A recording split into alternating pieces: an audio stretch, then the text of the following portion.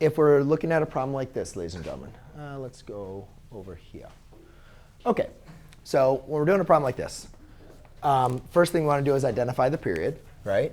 So period is going to be pi divided by b, which in this case is 2. And again, it's absolute value. So it's pi over 2, because that is our b. Technically -2, but our period is not negative or positive. And yes, you do have homework here. You're going to want to make sure you have. The next thing is going to be the phase shift. If you guys remember, we have a phase shift. We have a b, but then we also have a c. So if you guys remember, what did I always say to do? Set it equal to 0, right? So you'd set -2x plus pi equal to 0. And when you go ahead and subtract and solve, I'm just actually not going to.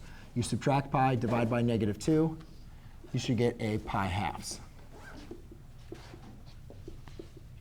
So that means we're shifting the graph pi halves to the right. Do you guys agree? Yes? Yes. OK. The next thing is our vertical transformation. We're not adding or subtracting anything on the outside, so we can just say none. And then obviously we have a horizontal stretch of 2. And we have a reflect the y-axis. OK? Because that's negative. B is negative, so you're reflecting the y-axis.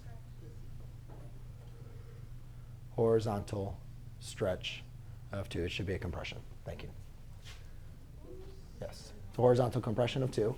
And then the other easy one is the range, which is -infinity to infinity. So now let's get to the hard one, the domain.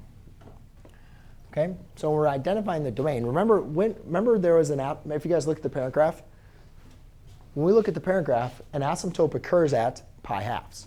So when we're doing the transformations, what we're really doing is we're saying whatever the point is here, when I set it equal to 0, where is it moving? To find the asymptote, all I got to do is set the inside of the function equal to pi halves. And that will tell you where the asymptote is moving to. Any student planning to play football next season, if you are not involved in a winter or spring sport, it is expected that you take part in conditioning after school. Workouts are Monday through Thursday.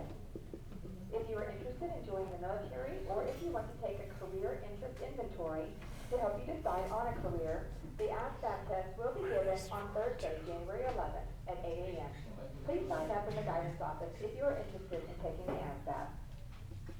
Come out and support our Mustang Band. They have a gift wrap booth at the Avenue Mall, now open through Christmas Eve.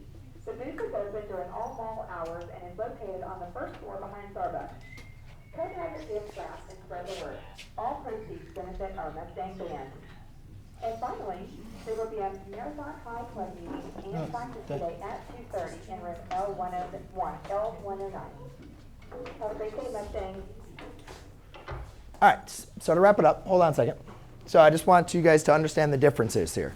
All right, and I'll finish up here in just a second. So again, guys, phase shift, you're basically saying where's the graph shifting away from the 0. Why are you moving? You can just stay still.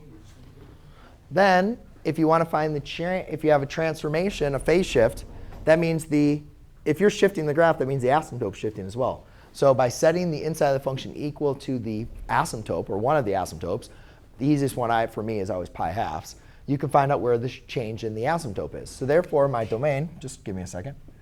So my domain is going to be all x such that x cannot equal where the new asymptote is, plus my period, which is Pi over 2. Pi over 2.